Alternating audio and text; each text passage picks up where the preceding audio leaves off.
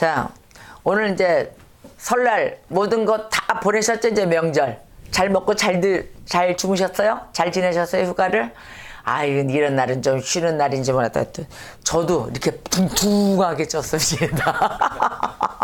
어쩜 이렇게 좋았는지. 더더욱이 좋은 거는 하나님의 양떼가 돌아왔다는 겁니다. 하나님은 99마리의 양떼 있는 양떼보다 잃어버린 한 마리 양, 그 찾기를 원하십니다. 그 잃어버린 한 마리의 양이 돌아올 땐 잔치가 벌어지는 것입니다. 그게 바로 우리 산돌기에 있잖아요. 막 잔치가 벌어지고 매일의 축복이 기쁨이잖아요. 이게 바로 내가 돌아온 한 마리의 양인 것입니다. 아버지는 이렇게 기뻐하시고, 또 우리의 또 한 주간에 또 기뻤던 거 뭐예요? 금메달이 막 속출했잖아요. 어쩜 또 이 시기에 또 올림픽이 우리 대한민국에서 벌어지고 있고, 아주 뭐 축제 속입니다. 그런데 오늘 또 말씀이 학계입니다. 학계서의 말씀인데, 이 학계서에 나오는 학계 선지자, 학계란 이름의 뜻이 축제입니다. 축제이자 또 절기란 뜻을 갖고 있어요. 절기에 이뤄진 축제다. 이 학계의 이름이 그렇습니다. 공부를 해서 찾아봤더니 그런 거 있는 뜻이 있는 거예요. 그래서 이 학계서의 오늘 말씀에 일단 이 학계서는 구약 성경에 나오는 성경서 오바다서가 있죠. 오바다라고 있습니다. 오바다서 다음으로 제일 적은 장이에요. 1장, 2장으로 되어 있어요. 딱 2장이에요. 제일 짧은 서지만은 아주 의미심장한 서입니다. 이 말씀 가운데 우리가 찾아야 될 것이 많은데, 이 말씀에 일단 서론을 좀 봐야 되겠어요. 이 학계서의 배경을 알아야만이 여러분들이 이해하기가 쉬워요. 이 말씀의 배경은 뭐냐면은 바벨론을 정복하였던 그 바사의 고레스 왕이 있었습니다. 바벨론 정복을 하였던 바사의 고레스 왕, 바로 BC 538년이에요. 538년에 유다인들에게 칙령을 내립니다. 그 칙령을 내리는데 어떻게 하느냐? 고국에 너희들이 돌아가서 자유롭게 살아라 이럽니다. 자유롭게 가서 살아라. 그래서 제1차 귀환을 합니다. 이 포로됐던 자들이 제1차 귀환을 하는데 스룹바벨이 인도합니다. 리더자가 돼서 스룹바벨이 인도하여 이루어졌는데, 이때 제1차로 성전 재건 건축이 이루어져요. 그때 시행을 합니다. 근데 1차 성전 재건에 대해서 건축을 하는데, 이때 사마리아인들이 방해를 해요. 못 짓게. 방해를 해가지고 이 사역이, 이 성전 재건하는 사역이 중단되어 버려요. 그러니까 막 희망차가지고 자기네 집을 돌아와서 포로됐다가 다시 돌아와가지고 막 재건을 하는데 방해로 인하여 스톱이 됐어요. 그러면 그 일어났던 열기, 막 기쁨, 막 그런 앞으로의 희망, 막 이런 거를 갖고 왔던 게 어떻게 돼요? 싹 사그라지게 되거든요. 그래서 절망하기 시작을 합니다. 힘이 없어져요. 그러던 사이에 어떻게 됐냐? 바로 이곳에서 백성들이 지쳐하고 뭐 비판적이고 모든 것이 힘을 잃고 이랬던데 영적 무기력 상태까지 빠졌을 때, 이때 학계 선지자가 나타납니다. 이때 학계 선지자가 스가랴도 마찬가지예요. 학계와 스가랴가 이때 나타나서 얘기를 해요. 성전 완성을 하라라고 독려를 해줍니다. 독려를 해준과 동시에 이 중단된 지 14년, 중단된 14년 동안 영적 무기력 상태에 빠진 거예요. 완전 희망을 잃고 아무것도 못하고 힘도 안 나는 거예요. 그때 와서 이 선지자가 와가지고 힘내라, 힘내, 다시 한번 해라 하고 전부 다 독려해주고 말씀으로 꼴을 매겨주고, 이러던 14년 만에 다시 시작이 됩니다. 그때가 바로 다리오 왕 제6년인 BC 516년에 성전 재건의 사역이 완성됩니다. 오늘의 이 배경을 안고 갑시다. 어떻게 됐어요? 이제 전쟁터 돌아오는 거죠. 돌아와서 포로 귀환자들이 이루어지는 거죠. 그래서 오늘 이 학계서 1장에 보면은 전체가 1장에서 시작을 하는데, 학계가 이스라엘 그 백성들의 이 완전히 핍박된, 완전히 절망적인 이 생활의 원인을 찾습니다. 너희들 왜 이렇게 전부 다 비리비리하고 비실대고 절망 속에 사느냐? 그러면 이 성전 재건을 해야 되는데 어찌하여 태만하니 아무것도 할 생각도 안 하고 마냥 멍 때리고 가서 살고 있느냐? 나는 힘없어, 나는 다쳤어, 나는 아무것도 할 수가 없어. 그러고 매일 이러고 있는 거예요. 맨날 핍절된 이 생활 속에 있는 거예요. 그러자 학계 선지자가 나타나서 꾸짖습니다. 너희들의 이 태만은 정말 안 될 것이다. 이 태만 속에서 너희들이 무엇을 해나가면 이 나라를 어떻게 다시 살릴 것이냐 하고 꾸짖습니다. 그러자 백성이 이 학개 선지자의 말을 들어요. 귀를 닫고 안 듣는 것이 아니라 순종하기 시작합니다. 그 말에 순종을 하면서 성전 건축을 시작합니다. 그래? 그러면 이 성전을 세워야 되겠네. 안 되겠네. 가지고 무너졌던 성전이에요. 이 성전은 어떤 성전이냐? 이거를 다시 무너졌던 걸 다시 짓기 시작을 하는데, 그때 그 먼저 왜 이스라엘 백성이 핍절하고 쓰러져간 그 모습을 어떻게 발견하고 어떤 모습이 있었고 어떻게 명령을 받는가? 바로 1장 7절을 보세요. 1장 7절에서 11절 말씀을 우리가 또 읽고 넘어가야 되겠습니다. 우리의 이 상태가 어쩌면 지금 현재 우리가 쓰러져가는 저희들의 상태일 수도 있는 것입니다. 상태이죠 또. 자, 7절에서 11절입니다. 시작. 만군의 여호와가 말하노니 너희는 자기의 행위를 살필지니라. 너희는 산에 올라가서 나무를 가져다가 성전을 건축하라. 그리하면 내가 그것으로 말미암아 기뻐하고 또 영광을 얻으리라. 여호와가 말하였느니라. 너희가 많은 것을 바랐으나 도리어 적었고 너희가 그것을 집으로 가져갔으나 내가 불어버렸느니라. 나 만군의 여호와가 말하노라. 이것이 무슨 까닭이냐? 내 집은 황폐하였으되 너희는 각각 자기의 집을 짓기 위하여 빨랐음이라. 그러므로 너희로 말미암아 하늘은 이슬을 그쳤고 땅은 산들을 그쳤으며 내가 이 땅과 산과 곡물과 새 포도주와 기름과 땅의 소산과 사삼과 가축과 손으로 수고하는 모든 일에 한재를 들게 하였느니라. 아멘. 자, 얘기하십니다. 너희는 자기 행위를 살펴라 그랬어요. 누구 말이에요? 하나님 말씀이에요. 여호와 하나님이 너의 행위를 살펴봐라. 되돌아봐라. 어떻게 했느냐? 너희는 산에 올라가서 나무를 가져다가 성전을 건축하라고 명령을 했어요. 근데 안 했죠? 불순종했단 말이에요. 성전을 건축하라. 근데 그렇게 했을 때 내가 그것으로 말미암아 기뻐한다 그러셨어요. 하나님이 너희가 성전을 건축했을 때 내가 기뻐하겠다 얘기한 거예요. 명령을 했는데도 말을 안 듣는 거예요. 그리고 또 영광을 얻으리라.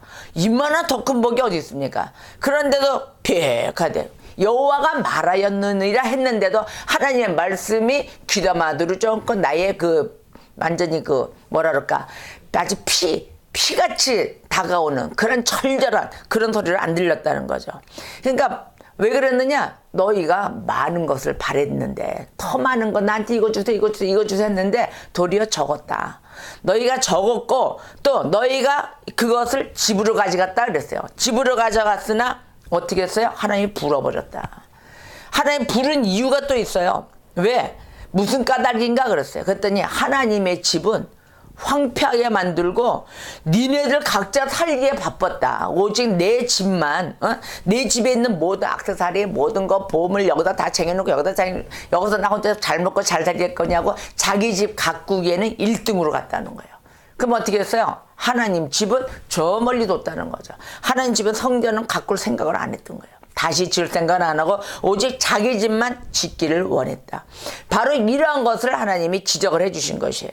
그래서 너희들이 왜 지금 곤란한 상태에 있고 어려운 환경에 있느냐, 왜 환란이 오느냐, 바로 내가 너희로 말미암아 모든 걸 그쳤다. 하늘의 이슬을 그치게 했고 또 땅의 산물도 그치게 했다. 모든 걸 주시는 자, 또 맡기도 하시는 자 누구의 힘입니까? 오늘 이 말씀을 보니까 하나님이 다 하세요. 내가 지금 잘 살고 잘 먹고 내가 일하고 건강하고 이거 다 누가 주셨어요? 하나님이 주시는 거예요. 그런데 너희가 나를 멀리하고 너 먼저 살기를 챙기고 너 혼자 걱정하고 나만 그러다 보니까 너나 하다 보니까 거울에 뭐예요? 나만 보이는 거예요. 하나님은 보이지 않고 하나님의 성전 건축에는 신경도 안 쓰고 명령을 하는데도 순종을 안 했다는 거예요. 그래서 모든 소산, 사람, 가축, 손 수고하는 모든 일에 한재를 들게 하였다. 바로 이 한재란 뜻은 히브리어로 코렙입니다. 히브리어로 코렙인데 이거는 가뭄을 뜻하는 거예요. 모든 것에 가뭄을 너희에게 들게 하였다. 바로 이 하나님의 역사입니다. 우리가 하나님을 멀리 했을 때 어떻게 돼? 이 가뭄이 드는 거예요. 모든 것이 가뭄이에요.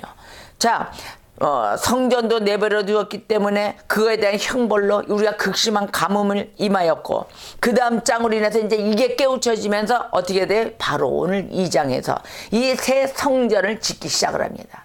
여기에 경각심을 일으켜 이거 아닙니다. 하나님, 이제는 하나님을 우선으로 삼겠습니다. 자, 그래서 이전에 바벨론 사람들에 의해서 이 파괴된 화려하고 장엄했던 그 솔로몬 성전, 그 성전은 무너졌지만 다시 짓기 시작을 했습니다. 근데 그 새 성전은 그 화려했던 솔로몬 성전에 비교해서 봤더니 너무도 초라한 거예요. 너무도 초라하게 지어진 거야. 근데 초라하고 이 사람들이 이 이스라엘 백성이 지어놓고 보니까 초라하고 보니까는 이제 마음에 실망이 또 오는 거예요. 옛날에 그 솔로몬 성전은 화려하고 1000번째 모든 폐물 다 갖다가 해놓고 지었는데, 아니 이거 다시 재건축하고 보니까는 너무도 초라하니 내 마음이 아프고 실망감이 쌓여지는 거예요. 그러나 하나님은 어떻게 했어요?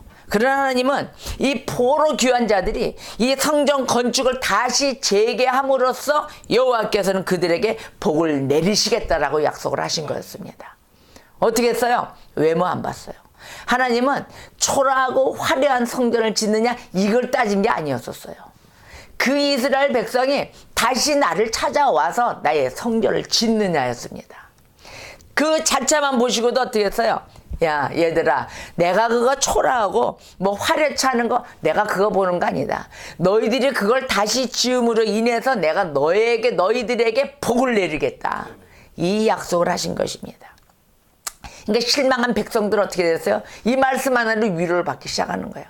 하나님, 내가 이렇게 초라하게 하나님 앞에 다시 와서 지었지만 하나님은 나에게 이런 위로를 주십니까? 복을 내려주시겠다니요. 거기서 힘을 받기 시작을 해요. 우리가 신앙생활할 때 주님 곁을 떠났다가 오늘도 나 멀리 떠났다 저 멀리 떠났다가 다시 옵니다. 주님 곁에 찾아오는 이 잃어버린 한 마리 양, 그 양을 주님은 찾았을 때 너무도 기뻐하시고 잔치를 벌이시는 그 하나님. 그랬을 때 이 하나님은 너희들이 내 성전을 짓고 다시 찾아오느냐, 나를 찾느냐, 그 하나 자체만으로도 기뻐하시는 하나님이십니다. 그 안에 모든 복을 더하시겠다. 그러자 마지막까지 스룹바벨에게 하나님은 또 축복을 약속하셨어요. 스룹바벨에게 약속을 하심으로 순종한 유대인, 더 나아가서는 어떻게 돼요? 복음을 받은 성도의 구원을 약속하시는 거예요. 저와 여러분은 복음 받은 성도가 되어야 되는 거예요. 복음을 받아서 정말 그 하나님을 전적으로 믿고 달려나가며 온전히 말씀 아래 순종하는 자, 그 자에게는 복을 내리시겠다고 오늘도 약속하시는 것입니다. 여러분, 2018년도 시작했잖아요. 이제 뭐 명절 다 지나고 이제 또 이제 일터로 이제 나가기 일보 직전입니다. 이제 이번 주부터 일터로 나가잖아요. 바로 이 나이가 돌아온 내가 바로 하나님이 얘기해 주시는 거예요. 내가 너희에게 복을 내려주겠다. 그 복을 붙잡으시는 거예요. 어떤 복일까요? 나옵니다. 이제 하나님의 복이 어떤 복이라는가? 이런 흉년이 들었던, 가뭄이 들었던 복이 아니라 열어주시는 복, 하나님의 임재함에 복을 내려주신다고 약속을 하시는 것입니다. 우리가 하나님의 선한 역사가 구원의 역사입니다. 하나님의 그 선하심의 역사, 구원 역사가 꼭 일어날 때는 꼭 부정됨의 역사가 또 일어나요. 또 의심하는 역사가 일어나요. 지금 하나님이 일 앞에 달려나갈 때, 열심을 하고 주님을 믿고 달려나갈 때 항상 틈탑니다. 왜냐? 우리가 믿음이 연약하기 때문에 그래요. 또 무지에서 와요. 배움이 없어요. 하나님의 말씀은 배움이 없어요. 근데 그 부정의 원인도 봐야 됩니다. 왜 저 사람은 저렇게 부정되고 매일 의심을 하고 왜 그렇게 긍정의 하나님의 그 말씀대로 하나님 모든 걸 역사하시는데 하나님 앞에 기도하면 되는데 왜 자기가 하려고 그러고 자기가 명령을 하고 왜 그럴까? 이렇게 한번 그 원인 파악을 한번 해봐야 돼. 그런 사람 많아요. 자기가 선생이 돼가지고 막 이래라 저래라 막 가르쳐요. 자, 우리 기독교인들은 말씀이 있습니다. 말씀으로 우리는 교제를 합니다. 가르치는 자는 성령님이 가르치세요. 내 안에 심령 안에 감동을 주셔가지고 말씀이 성령으로 인해서 쓰여진 말씀입니다. 그 말씀은 즉 이코르 성령이십니다. 성령은 하나님이십니다. 그래서 하나님의 말씀으로 인하여 우리가 먹는 거예요. 밥 먹듯이 꼴을 먹는다 그러잖아요. 소화시키는 거예요. 우리는 소화시키고 아주 그냥 다 뭉개지 영양 매일 보급받아야 되는 거예요. 뭐 비타민, 뭐 또 칼슘, 철분, 막 여러 가지 막 영양소가 있잖아요. 무기질, 뭐 다 먹어야 돼요. 다 먹어야 될 때 매일 말씀으로 매일 소화시키고 갈아서 없애고 배설시키고 또 먹고 이러는 것입니다. 근데 이런 말씀을 성도들이 막 가르쳐요. 성도들이 와서 가르치고. 자, 가르치는 자 모두 다 성령님이십니다. 선생님은 성령님이세요. 그래서 내 안에 감동이 와. 하나님이 나한테 강탈을 해주셔. 양심의 찔림을 주셔. 성령이 움직여 주시는 거예요. 그런데 이 부정의 원인, 바로 그 원인은 하나님께 대한 이 믿는 자들이, 이 신자들이 그릇된 태도에 있는 것이에요. 너무도 말씀을 모르니까 그릇된 태도로 갑니다. 말씀이 있어야 행동으로 옮겨지는데 그러한 것이 안 되는 거예요. 몰라요. 무지해요. 자, 그러면 겸손할 줄 알아야 되는데 교만해져요. 이 신앙은 우리가 신앙자인데 그저 종교인이 되어서는 아니 됩니다. 신앙자가 돼야 됩니다. 예수 그리스도의 사람들은 신앙자가 절대적으로 되어야 되는 것입니다. 종교인으로 끝나서는 안 돼요. 뜰만 밟고 다니고 어떤 내가 마크적으로 따는 이런 신앙이 아니에요. 기독교는. 그런데 신앙의 보수공사가 있어야 되는 거예요. 다시 한번 내가 세워왔던 그전에 알았던 무엇이 됐든 간에 전부 다 보수공사 신앙 점검을 해야 되는 것입니다. 여러분 어디가 있든 어떻게 됐든 내 신앙 점검을 하세요. 점검 안 하는 자 교만한 자예요. 내가 뭐 다 쓴 줄 아세요? 매일 저희들도 말씀을 증거하고 공부하지만 내 신앙을 매일매일 점검합니다. 내가 주님 앞에 무엇이 잘못됐는가? 아니면 내가 믿음으로 이렇게 많은 말씀과 함께 있지만 내가 행함이, 자, 믿음에 의해 행함이 따르는 그곳에 내가 행함이 어떠한 열매를 맺고 있는가도 보아야 될 것입니다. 오늘 말씀에 진정으로 내가 이러한 부분은 좀 이렇게 해야 되겠구나. 그 믿음에 의해서 따라 행하는 자들이 되셔야 될 것입니다. 자, 신앙 점검을 하는데 이 잘못된 자들, 정말 교만한 자들을 어떻게 하느냐. 이 그릇된 그 태도, 그릇된 그 배움 이런 곳에서 오는데 이들이 부정됨과 의심이 오는 그 원인은 자신들의 이익을 추구하는 거예요. 그들 자신의 이익에 더 큰 관심이 있는 거예요. 그래 놓으니까 하나님 말씀은 아니고 내 뜻은 이런데 전부 다 뭐예요? 자신들의 이익은 내 방법, 내 뜻, 내 생각인 것이에요. 거기에 관심이 있다 보니까 내가 받을 복이 무슨 복인지 영적인 복인 줄 모르고 물질의 복, 현세의 복만 바라고 있는 것입니다. 물질의 복, 현세의 복, 나한테 나를 다 섬겨야 돼. 사랑과 배려, 인내, 절제 싹 다 없어진 모습들이에요. 욕심만 채우는 모습들만 갖추고 있기 때문에 부정이 생기고 의심이 생기고 구원의 역사 앞에 진정으로 발을 못 걸어 나가는 것입니다. 이 구원의 역사가 최고의 목표점이고 최고의 목적이고 우리의 소득인데 그 역사를 바라볼 줄을 몰라요. 어찌나 교만한지. 내가 다 살아서 다 된 줄 알아요. 그러다 보니까 영적인 게 어떻게 돼요? 욕심이 잉태한 즉 죄를 낳는다 그랬어요. 죄를 낳아 죄가 장성하고 자라간 즉 뭐를 됐어요? 사망에 이르느니라 이랬어요. 이게 영적인 번지수가 이렇게 흘러가고 있어요. 욕심에 내 모든 정욕 이것만 채워지는 거예요. 하나님 보이지 않아요. 그러다 보니까 죄만 맨날 짓는 거예요. 나는 왜 이러지? 나는 왜 이렇게 이런 곳에서 이런 사람을 만나고 왜 이런 곳에 볼 줄을 모르고 왜 이랬지? 후회한단 말이에요. 지나가면. 그것도 좋아요. 깨달는 것도 늦지 않는 거예요. 그런데 그것도 모르고 계속 나갑니다. 죄를 낳고 이게 범죄인지도 모르고 하나님 앞에 죄를 짓는 거, 내가 십계명을 어기는 거 이러한 걸지도 모르고 계속 신앙생활을 합니다. 그러면 이 신앙이 자라면 어떻게 돼요? 결국은 영혼은 번지수를 잃어 사망을 하게 되는 것입니다.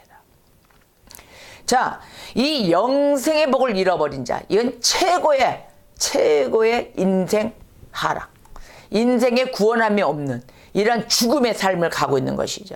우리가 혹시나 어떠한 신앙생활을 하고 있는가 곧바로 신앙 점검을 해야 될 것입니다.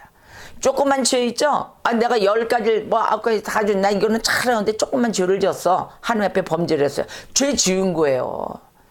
이거 잘했으니까 요거는 괜찮아가 아니에요. 우리가 그래서 그걸 자꾸 죄에서 벗어나는 신앙생활을 해야 되는 것입니다. 근데 이 신앙 정서를 보세요. 신앙의 정서가 있습니다. 믿음의 형태, 나는 어떤 형태인가? 내가 구속의 은혜 안에, 그 안에 있어서 내가 구원의 역사 앞에 간 신앙인지, 아니면 내 믿음의 형태가 열광주의자가 있어요.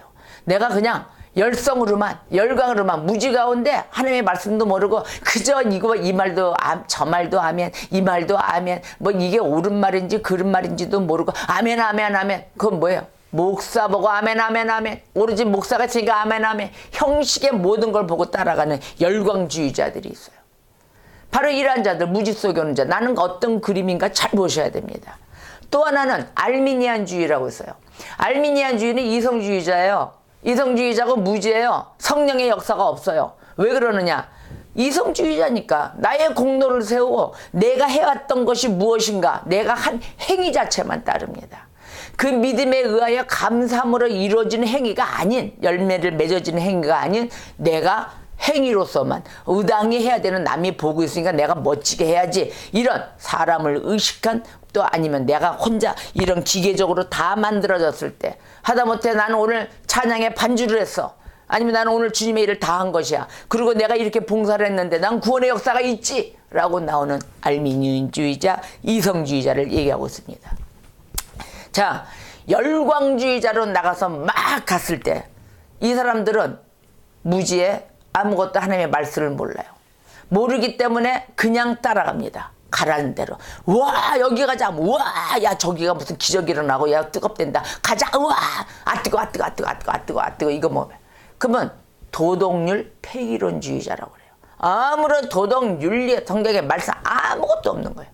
그거는 따지지도 않아요. 아이고 무슨 말씀이지, 아이고 그저 뜨겁기만 하면 됩니다. 아 뜨거, 아 뜨거. 맨날 용광로 속에 다녀. 아 뜨거, 아 뜨거, 아 뜨거. 뒤어갖고 다니겠죠. 그렇게 되면 이제 이런 신앙생활 하는 자 많아요. 옛날에 그런 사람들 많았었어요.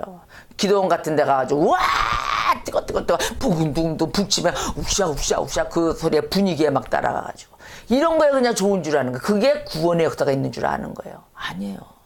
절대적으로 잘못된 속에 있어가지고 이 말씀이 풍요하다고요? 말씀이 홍수라고요? 무슨 말씀이 홍수가 홍수예요? 어떤 말씀이 홍수입니까? 아니에요. 이론이 다 살아서 있지만 이론 옆에 바로 또 반 50%를 차지하는 은혜는 어디 갔습니까? 하나님 앞에 받는 은혜. 오늘 어저께인가 그저께 우리 장애인 친구가 질문을 하더라고요. 목사님, 은사와 은혜 좀 구분해 주세요 이러더라고요. 은혜. 바로 은혜는 우리가 죄로 인해서 죽을 수밖에 없었던 저희들을 우리 주 예수 그리스도가 우리의 죄를 위하여 대신 그 짊어지고 죽으시사, 내가 죽을 수밖에 없었는데 우리 예수 그리스도가 대신 우리의 죄를 짊어지고 십자가에 달려 죽으신 거예요. 그 십계명, 우리가 지켜야 될 십계명을 다 지키지 못하니까 예수 그리스도가 다 짊어지고 우리에게 계명을 주신 것입니다. 너희는 이 시대에 사랑하라. 서로 사랑하라. 나를 사랑과 같이 내 이웃도 내 몸과 같이 사랑하라. 사랑의 명령을 주셨습니다. 그래서 우리가 십계명으로 인하여 우리의 죄를 비춰봐야 되는 거예요. 비춰보고 내가 지은 죄가 이거였구나. 난 이 죄에서 떠나가야지. 자꾸 나의 죄를 싫어하는 모습, 나를 죄에서 떠나가고자 하는 모습, 그게 바로 은혜 받는 것입니다. 하나님의 주신 은혜, 내 대신 죽으신 그분 앞에 받은 은혜가 감사하여 우리는 그분을 믿고 나를 다시 살리신 그분 앞에 감사함으로 달려나가는 것입니다. 이러한 것을 갈구하며 장애인 우리 그 친구도 갈구하며 찾습니다. 이 친구 말도 못해요. 몸도 불편하게 힘들지만 그래도 한쪽 발로 살살 운전하고 다닙니다. 열심히 노력해요. 재활운동하고 지치지 않는 삶을 살아갑니다. 왜요? 내 영혼의 번지수 때문에 그러는 거예요. 우리가 이 영혼의 갈급함, 예수 그리스도의 그 중요함을 알지를 못합니다. 그러나 사지 멀쩡하고 웬 집에서 다 살림하다가 일하다가 이제 한풀이 할 데가 없으니까 이제 기도원이나 교회 같은 데 가가지고 으쌰 무조건 말씀도 하나님 성경의 말씀에 목사가 말씀을 증거하는데도 끝나기 전에 오늘은 하점 하나도 아멘 막 이럽니다. 말 끝나기도 전에. 이러한 열광주의자들, 바로 이 무지에서 오는 이곳에서 완전 구속사에 그 관련되며 우리가 그 구원의 은혜 앞에 달려간 자라고 볼 수 있을까요? 아멘 부르짖는다고. 아니에요. 아멘 아멘은 하고 매일 와서 기도는 하지만 생활 가운데 보면은 다 하나님의 말씀에 위배되는 생활들을 하고 있다는 것입니다. 그 어떤 사람은 그러잖아요. 저희는 맨날 기도하는데 왜 생활면은 왜 저래요? 왜 저렇게 입술에 그냥 안 좋은 소리 달고 다니고 맨날 사람을 저주하고 왜 저렇게 시기 질투 맨날 화내고 인상을 이렇게 쓰고 다닐까요? 그런다고요. 저 사람 기도하는 사람이잖아요. 막 이래요. 위선자예요. 지키지 않는 자, 그런 척하는 거죠. 위선자라고 보는 거죠. 이러하듯이, 그런데 그 위선자도 아무나 뭐 위선자로 보일까요? 그 정도 연조가 있고 연륜이 있어 지내온 생활한 자들, 또 직분도 받은 자들, 그런 자들이 어떠한 성숙된 신앙의 모습과 하나님의 말씀에 따르지 않는, 순종하지 않는 불순종의 모습이 보였을 때, 아니면 열광주의자의 모습을 보였을 때, 아니면 알미니안주의자, 나의 공로도 세워가며 하나님의 그 앞에 절대적인 복종을 안 하고 나오는 자들, 그 자들에게는 모두 다 어린 신앙으로 볼 수가 없습니다. 그 자들에게는 위선자라는 오히려 그 단어가 더 어울리는 것입니다. 어떻게 어린 신앙자가 계급을 달고 주님 앞에 나와 일하는 자로 쓰임받겠어요? 그냥 일반 초신자, 그 신앙자로 있어야죠. 그 자리에. 그런데 이 계급을 받고 직분을 받고 올라오는 자리, 아무나 올라오는 자리가 아닙니다. 여러분의 신앙 점검은 필수적으로 있어야 될 것입니다. 그런데 이 신앙의 정서를 우리가 많이 생각을 해야 돼요. 대부분 보면 성도들에게, 또 각 교회들이 이런 게 있어요. 헌금에 대해서 많이 민감합니다. 헌금이 민감한 거예요. 자, 헌금에 대해서 전부 다들 보면 헌금을 많이 하는 사람이 있어요. 헌금을 많이 해가지고 그 사람들은 이래요. 많이 한 자들은 내가 헌금을 이만큼 했는데 내가 어떻게 하는 헌금이야. 내 11조도 꽤 돼. 내 감사 헌금도 꽤 돼. 그래서 내가 함으로써 나는 하나님 앞에 다 구원받았지. 이렇게 생각하는 사람들이 있어요. 내가 헌금을 함으로써 구원받았다. 내용은 헌금이 아니고 이 내용의 심령에, 그리고 구원받은 줄 알아요. 교회에 헌금에 대한 내용도 알아야 될 거 아닙니까? 자, 교회에서는 또 헌금을 강요하는 데가 있어요. 강요를, 봉투가 2장 이상이 넘어가면 많은 거예요. 우리 교회의 헌금은 11조와 감사 헌금 뿐입니다. 왜? 11조는 하나님 앞에, 내 앞에 드리는 감사의 11조. 당연히 성도의 의무예요. 11조 하셔야 돼요. 그리고 주일 와서 감사가 이루어져야 하나님 앞에 감사하잖아요. 말씀에. 이런 은혜 가운데 이루어져야 되는 헌금 봉투는 딱 2가지 뿐입니다. 근데 어떤 교회가 이루어지는 거 보면은 전부 다 한 봉투가 근 10개 안쪽에서 넘어가는 봉투가 있대요. 그래가지고 나타나는 집사님이나 성도님한테 꼭 이렇게 이제 주보 같은 데를 주면은 주보 앞에 봉투가 10장 다 이렇게 준답니다. 그러면은 그 앞에 이름을 꼭 또 쓰랍니다. 이름까지 써서 돈 얼마. 그럼 이제 돈 다 해서 자기 폼 내고, 나의 그 모든 공로를 드러내고자 하는 알미니안 주의자들은 이름 쓰고 돈 몇십만 원 쫙 쓴답니다. 그러면 몇십만 원 없는 사람들, 10,000원도 없을 때가 있어요. 그 옆에서 보는 사람들은 나는 돈이 1,000원뿐이 없어. 1,000원뿐이 없는데 못할 1,000원을 넣을 때 그 얼굴에 우그러짐, 옆에 신앙자도 아픔을 준다는 거죠. 바로 이러한 자들이 교회가 요구를 하고 또 성도도 그러한 식으로 여기에 구원의 역사가 있다고 그렇게 행동을 합니다. 문제가 있습니까? 없습니까? 여러분, 주님은 그러한 헌금을 바라는 것이 아닙니다. 감사의 의미를 하셔야 돼요. 여러분이 하나님께 감사를 한다면 마음을 들이셔야 되는 거예요.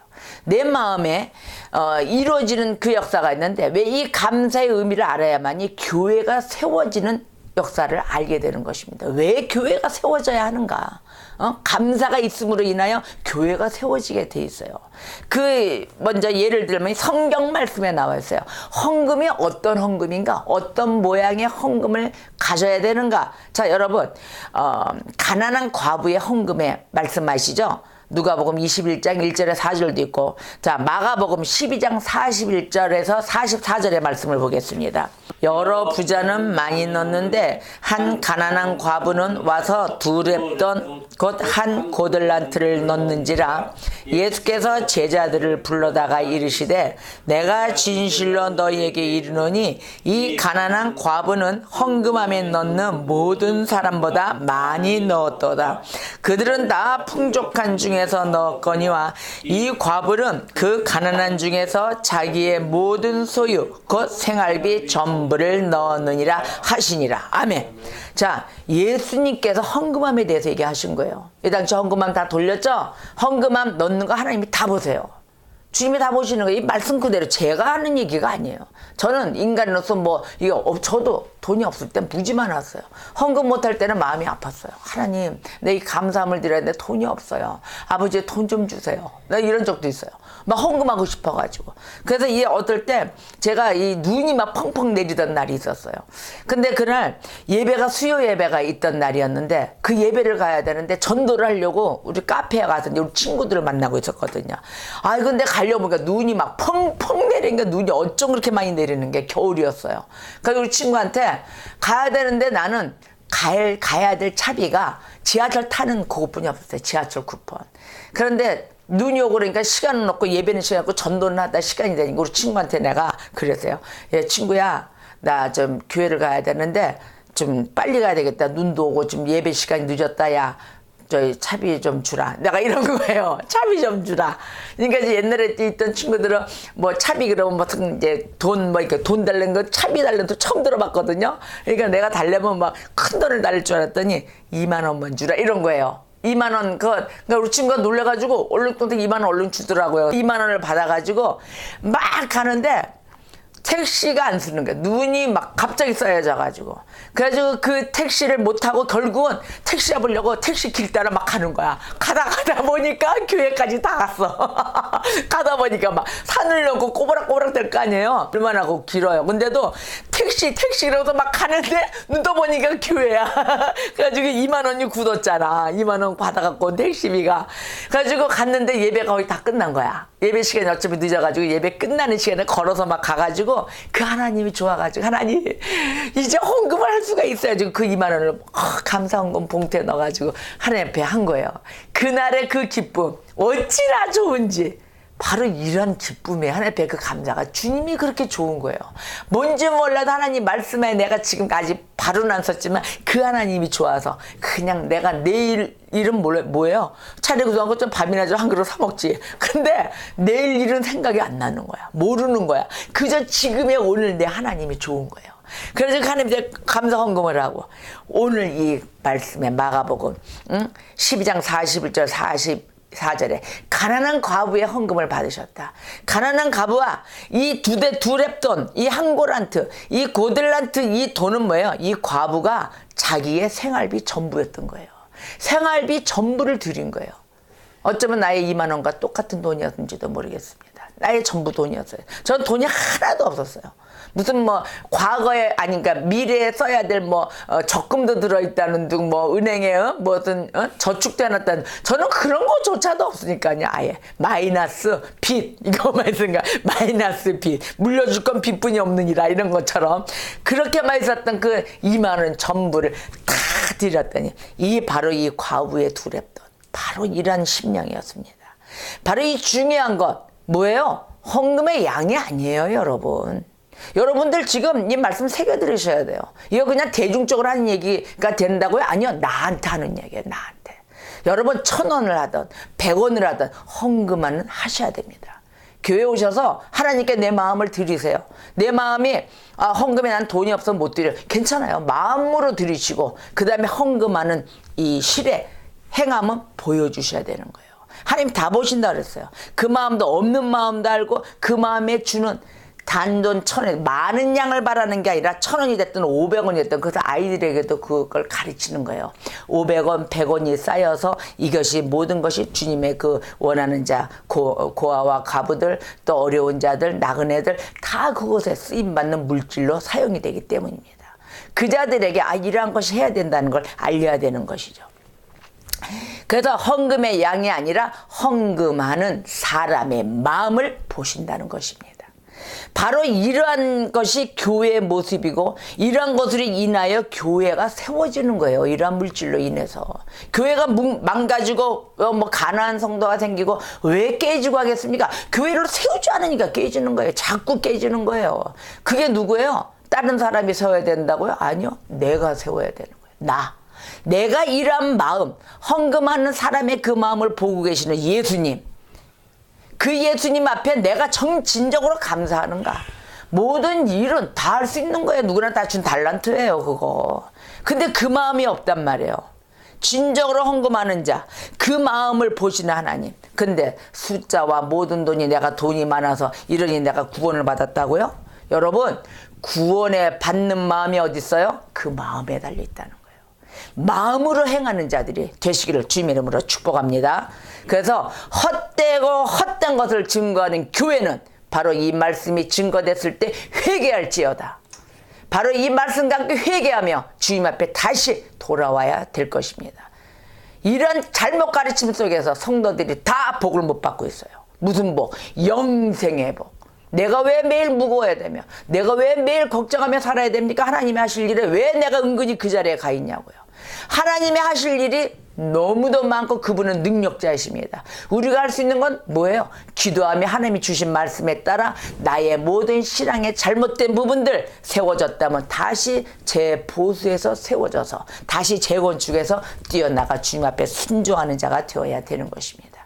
그래 하나님의 복을 누리며 그 축복 가운데 살아가는 삶이지. 매일 내가 잘났다고요? 나 책 많이 읽었으니까, 나 공부 많이 했으니까 나는 구원받았다고요? 아니에요. 그걸로 끝나지 않아요. 책을 읽고 공부했고 내가 지식이니만 행하셔야죠. 행하는 믿음이 나와야죠.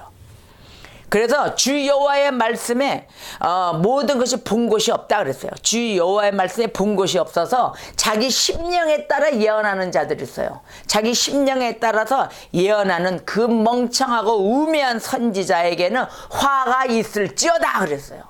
화가 있다. 바로 이 에스겔서 13장 3절에 얘기했습니다. 그래서 학계가 오늘 2장 7절의 말씀이 이렇게 얘기했어요. 모든 날의 보배를 얘기합니다. 모든 날의 보배, 즉 메시아의 도래에 관해서 언급했습니다. 학계서 2장 7절 볼까요? 학계서 2장 7절. 모든 나라를 진동시킬 것이며 모든 나라의 보배가 이르리니 내가 이 성전에 영광이 충만하게 하리라. 만군의 여호와의 말이니라. 아멘. 자, 바로 이 메시아의 도래요. 메시아의 도래로 인해서 재건된 성전, 그 성전은 영광으로 가득 채워질 것이다. 내가 다시 한번 재건되고 모든 성전을 딱 만들어 놨을 때 그때는 영광으로 가득 채워질 것이며 열방은 어떻게 돼요? 심판받게 될 것이란 얘기예요. 그 열방, 세우지 않는 자들, 모든 왕국들, 그때는 열방이 흔들리고 왕국들이 몰락될 것이다. 바로 이렇게 얘기하신 것입니다. 메시아의 도래. 우리의 심령 안에 정말 예수 그리스도 하나님의 임재함이 다시 세팅되고 재건돼야 되는 것입니다. 하나님의 재림, 예수 그리스도의 재림, 바로 우리 모두의 소망인 것이에요.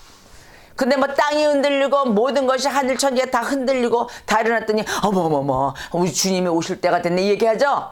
땅이 흔들리고 지진이 나고 이거랑 똑같은 거 아니에요. 땅이 흔들리는 건 지진 아닙니까? 주님이 오실 때가 다 돼서 이런 물리적인 현상을 볼 것이 아니라 바로 내 심령 안에 세워졌던 이 악의 적이 되었던 이 열방들 왕국들을 다 무너뜨리고 주님의 임재함으로 흔들림 받아 다 무너뜨려 예수 그리스도의 재림 아래 다시 한번 세워지는 역사가 있으시기를 소망합니다. 아멘. 바로 이 신앙의 균형을 이루어야 됩니다. 신앙의 균형이 없이는 반쪽 신앙이에요. 반쪽으로 와서 다 절름발이하고 다니는 거예요. 이렇게 이러고 다니는 거예요. 반쪽 신앙이에요. 신앙의 균형을 이뤄야 되는데 그 말씀이 바로 에베소서 4장 13절에 있어요. 어떻게 얘기를 했었냐면은 우리가 다 하나님의 아들을 믿고 있습니다. 그렇죠? 우리가 다 하나님의 아들을 다 믿어요. 근데 믿는 것과 아는 일에 하나가 되어라 그랬어요. 믿는 것과 아는 것. 우리가 지식을 알잖아요. 그럼 믿어요. 믿고 행해야죠. 이 아는 것에 하나가 되어 온전한 사람을 이루어라. 온전한 사람을 이루어 그리스도의 장성한 분량이 충만한 데까지 이르러라. 아멘. 그리스도의 이 장성한 분량이 충만하라. 아주 주님의 분량은 어마어마해요. 근데 내가 꽃갈량 한량한 요 차가운 건 읽었다고 그만한 지식을 다 아는 것 모양 있단 말이에요. 절대 아닙니다. 장성한 분량, 이 분량이 충만한 데까지 이르리니 할렐루야. 이러한 내용으로 우리가 신앙의 균형을 이루는 자들이 되어야 될 것입니다.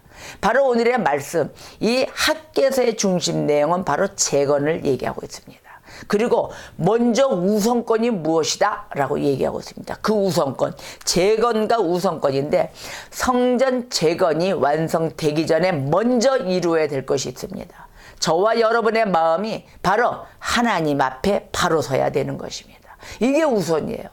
하나님 앞에 바로 서야만이 재건축도 되고 성전 건축도 되고 회개도 이루어지고 다 이루어지는 것이에요. 그래서 학개는 오늘 이스라엘 백성들로 하여금 자신들의 마음을 세우는 일을 먼저 하라라고 명령한 것입니다. 너희들의 마음을 먼저 하나님 앞에 세워라. 이런 권면을 쉬지 않고 하고 있습니다. 이 복음적 두려움을 갖는 자들 있죠. 나 왜 이렇게 허해? 그리고 돌아온 자 있죠. 매일 내 영혼이 아무리 다 좋은 걸 다 지내봤어도 내 영혼이 허해. 바로 이게 복음적인, 복음을 두려워하는 자예요. 내 안에 복음이 없기 때문에 그걸 찾아오는 거예요. 하나님의 성령이 이끌어 주시는 거예요. 복음의 두려움을 갖는 자, 이 심령이 부드러운 자, 바로 심령이 부드러운 자죠. 심령이 완악한 자는 하나님 아직까지 찾질 않습니다. 완악해가지고 찾질 않아요. 하나님이 내가 다 알아서 이루고 살아요. 그러나 이 심령이 부드럽기 때문에 복음의 두려움을 갖게 되는 거예요. 하나님 만나야 되겠다 하고 이런 자는 자신의 뒤를 다 돌아봅니다. 내 자신의 뒤를 돌아보면서 그래서 어떻게 해요? 자라나는 신앙으로 찾아옵니다. 내 신앙이 자라야 돼. 내가 없는 부분을 깨달아요. 이거 최고의 큰 복이에요. 아무나 깨달는 줄 아세요? 아무나 못 깨달아요. 그래서 이 자라나는 신앙을 그리워하고 사모하고 욕심을 내면서 내가 실천하기에 앞서 나갑니다. 거기에 말씀이 어디 있냐고요? 말씀이 있어요. 갓난아이들 같이 순전하고 신령한 젖을 사모하라 그랬어요. 이는 이로 말미암아 너희로 구원에 이르도록 자라게 하려 함이라. 베드로전서 2장 2절이에요. 왜 그리 좋아요? 베드로전서 2장 2절 투투. 이가 따블이죠? 투투. 자, 왜? 갓난아이들 같이 순전하다 그랬어요. 순전하고 신령한 젖을 사모하라. 신령한 젖 뭐야? 하나님의 말씀이에요. 신령한 젖. 우리가 먹어야 될 거는 신령한 젖이에요. 그걸 먹어야 건강해지지. 그래서 그걸로 말미암아 어떻게 해요? 구원에 이르도록 한다. 구원에 이르도록 자라게 하려 함이라. 그럼 내가 지금 여기 이 두려움에, 복음의 두려움에 앞서서 주님을 찾아왔어요. 어디 자리에 앉아 있는 거예요? 구원에 이르는 자리에 있는 거예요. 구원에 이르도록 자라게 하는 곳에 또 있는 거예요. 매일 자라가는 거예요. 지금 심었죠? 물 뿌리고 다 자라고 있는 거예요. 그래서 성장하라 그랬어요. 성장해서 어린 나이의 신앙은 버려라 합니다. 여러분, 어린 나이의 신앙 그거 좋지 않아요. 버리셔야죠. 하나님은 어린 나이의 신앙을 기뻐하지 않습니다. 장성한 분량까지 이르는 그런 성숙된 신앙을 원하십니다. 그래서 고린도전서 13장 11절에 이랬어요. 내가 어렸을 때에는 말하는 것이 어린아이와 같고 깨닫는 것이 어린아이와 같고 생각하는 것이 어린아이와 같다가 장성한 사람이 되어서는 어린아이의 일을 버렸노라. 고린도전서 13장 11절의 말씀입니다. 그러나 어린아이의 신앙 구원 못 받았나요? 아니요, 구원 받았어요. 어린아이의 신앙도 구원은 받았어요. 그러나 하나님은 성장하기를 원하십니다. 아멘. 그래서 우리가 회개하고 모든 걸 깨우쳐서 십계명에 비우쳤더니 내 죄가 이렇게 험악했었어. 나 이 죄를 더러워. 나 이제 탈피하고 정말 주님 말씀대로 살아갈 거야. 매일 성화된 마음속에 살아가면서 주님 곁으로 돌아옵니다. 이렇게 해서 회심 이후에 나타나는 그 모습이 있어요. 그 모습은 찾고 구하는 것입니다. 회심한 자들의 모습을 보세요. 하나님을 찾습니다. 찾고 구합니다. 하나님 주세요. 기도하는 모습이에요. 이게 바로 그리스도인의 삶의 모습이에요. 그리스도의 삶의 모습은 찾고 구하고, 바로 이제 내가 그런 모습 속에 있습니까? 여러분 그런 모습 속에 있어요? 하나님 말씀을 찾고 기도하십니까? 그렇다면 여러분 이제 그리스도인의 삶의 모습으로 시작되는 것입니다. 여러분의 삶은 이제 시작됐어요. 그리스도인으로서. 자, 어린 신앙과 위선은 잘 구분하셔야 됩니다. 아까도 얘기했어요. 어린 신앙과 위선은 구분되기 어렵지만 이것은 행함으로 구별된다. 할렐루야. 행함으로 구별됩니다. 하나님은 성숙된 신앙자를 참으로 기뻐하시고 반겨하십니다. 그래서 갈라디아서 5장 19절에서 21절에는 육신의 죄를 얘기를 해요. 내 육신의 죄가 어떻다? 자, 육체의 일, 곧 음행입니다. 음행, 더러운 것, 호생, 우상숭배, 술수, 원수 맺는 것, 또한 분쟁, 또 시기, 분냄, 당짓는 것, 분리시키는 것, 또 뭐예요? 이단, 투기, 술취함, 방탕함, 이러한 것이에요. 이러한 것이 육체의 일이에요. 이게 현재 하나님 나라를 유업으로 받지 못할 짓이죠. 하나님의 나라를 유업으로 받지 못한다 했어요. 그러면 이러한 육체 일을 하는 자, 이런 성숙되지 못한 신앙자면서 주님의 일을 나오고 또 모든 일을 행함을 다 하는데 이러한 생활을 하고 있다. 그러한 자들은 어떻게 돼요? 위선자의 위선자, 즉 말하자면 척하고 있는 거예요. 나 어린아이 신앙인데 이런 행위를 하는 자가 교회 생활, 신앙의 생활 한 20년, 10년이 넘게 했어요. 10년 넘게 해가지고 20년, 30년 돼가고 있는데 나이는 어떻게 됐어요? 나이는 뭐 10살일수밖에 아니죠. 10살이 넘어가겠죠? 한 뭐 50세, 60세, 70세 이렇게 되겠죠. 70세, 80세, 신앙생활 그렇게 했다. 근데 여전히 삶은 이런 육체 일만 하고 있어. 시기, 분내, 호색, 술취함, 방탕함. 이거는 뭐예요? 나는 어린아이 신앙이라 그래요. 나 구원받았어요. 할 수 있을까요? 그 나이와 비교해서 신앙생활의 그 연조를 보아서 전부 다 이런 일을 하고 있어. 교회는 저 뒤로 두고 하나님 앞에 감사도 없고 이루어지는 열매를 안 보여줘. 이거는 위선자예요. 이렇게 돼서 아직까지 교회를 다닌다는 거는. 여러분 분별을 다 하셔야 됩니다. 아주 아이야 이제 갓 일어났어. 이제 어린아이도 나오니까 유치생도 나오고 다 하니까. 그러나 이제 신앙생활한 지 갓 1년도 안 됐어. 갓 몇 개월. 이제 첫 걸음이야. 이런 어린아이는 그 어린아이 신앙이에요. 하나님 믿고 바짝바짝 아멘 아멘 그러고 와요. 네, 그리고 말씀도 꼬박꼬박 듣고 성경도 읽고. 이런 초보 신앙자들, 초신자들하고는 전혀 다릅니다. 이런 신앙자들은 어린 신앙이라고 할 수 있죠. 자, 그러면 성령의 열매를 맺어야 돼요. 그러면 갈라디아서 5장 22절 이하 26절까지가 성령의 열매를 얘기합니다. 성령의 열매는 사랑, 희락, 화평, 오래 참음, 또 자비함도 있어야 되겠죠. 그 다음에 양선, 우리의 모든 것이 선함에 있어서 서로 간의 선함의 역사, 충성, 서로 간에 충성해줘요. 존중해줘요. 온유, 푸른 엄마의 마음과 같이 매일 온유한 자 천국이 저희 것임이라. 할렐루야. 절제, 우리 절제도 해야 돼요. 맨날 이게 브레이크가 안 걸려. 절제를 못 해가지고 맨날 이게 뭐죠? 악셀에다만 밟고 다녀. 브레이크가 없어. 악셀에다만 밟고 막 질주해. 절제가 없어. 브레이크가 안 걸려. 브레이크를 밟아야 됩니다. 브레이크를 밟을 때 잘 밟아야 충돌이 없는 거예요. 충돌 사고가. 그 절제. 바로 이 같은 걸 성령의 열매라고 얘기해. 9가지. 내 생활에, 내 삶 가운데 내가 이 성령의 열매를 맺는가, 내가 이걸 지켰는가 보세요. 안 그러면 내가 분냄을 하고 있는가. 내 모습을 이 갈라디아서 5장 19절 이하 26절까지의 모습 가운데 현저하게 나타날 것입니다. 이 말씀을 두고 비교를 하세요. 그래서 우리가 매일에 보면은 이 예수 그리스도의 이 사람들, 그 사람들은 육체와 함께 그 정과 모든 욕심을 십자가에 못 박았다 그랬거든요. 예수 그리스도와 함께. 그런데도 맨날 이 성령 안에 살아야 될 사람들이 그렇지 못하고 육체를 찾아가는 것입니다. 내 생각 속에 가는 거예요. 다 갖고 있어요. 여기 저와 여러분들 다 갖고 있는 거예요. 그래서 우리가 성령으로 살면 또한 성령으로 행할지니 헛된 영광을 구하여 서로 격동하고 서로 투기하지 말지니라. 아멘. 오늘도 주님은 이렇게 말씀하시고 계십니다.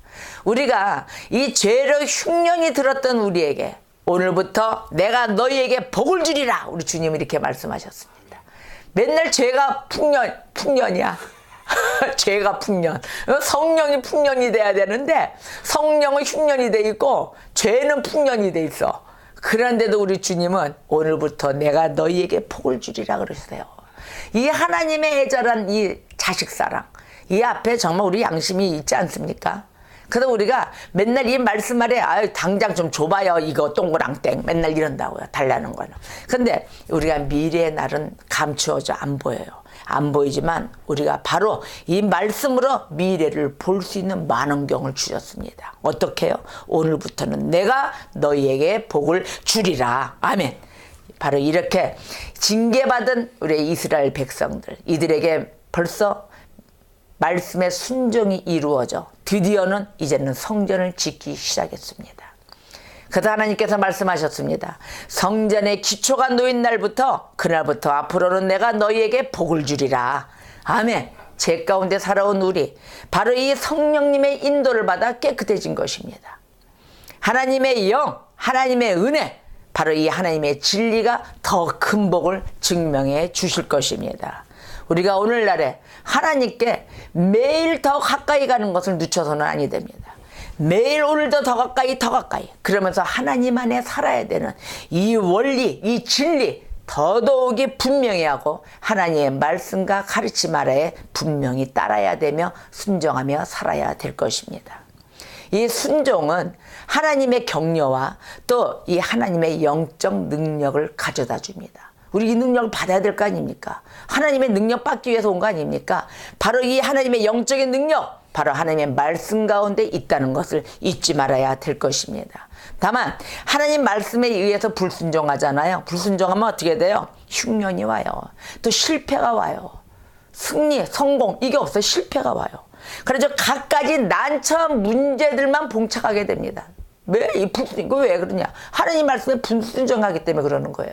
불순종하니까 맨날 문제가 일으켜지고 봉착하게 되고 진보가 없어지고 뒤로 쳐지고. 자, 그럼 우리가 어떻게 이제부터 기도해야 될까요? 이렇게 기도합시다.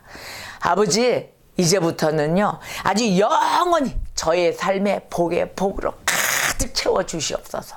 아멘. 이렇게 기도해야 될 것입니다. 우리 다 입술대로 그렇게 기도해 봅시다. 그래서 오늘의 말씀 학개서 2장 19절에 곡식 종자가 아직도 창고에 있느냐 그랬어요. 포도나무, 무화과나무, 석류나무, 감람나무 열매가 맺지 못하였느니라 그렇게 했는데도 그러나 오늘부터는 내가 너희에게 복을 주리라. 아멘. 너희들이 다 맺지 못하고 있지만 너희가 나를 찾아 정말로 나의 건축 성전부터 다시 한번 재건을 하고 지읍는다면 그 화려한 솔로몬 성전이 무슨 소용이 있겠느냐. 너희들이 짓는 그 마음을 내가 받느니라 하시는 우리 주님. 오늘도 주님은 복을 주십니다. 자, 2018년도 이제는 우리가 달려나갈 때 올해 한 해는 정말 지나간 한 해보다는 진짜 믿음으로 인하여 실천으로 행하는 이 신앙의 정서에 올리며 또한 신앙의 균형을 지켜가는 그러한 성도가 되시기를 주님의 이름으로 축복합니다. 오늘부터는 내가 너희에게 복을 주리라. 이 말씀을 붙들고 다 같이 기도하겠습니다.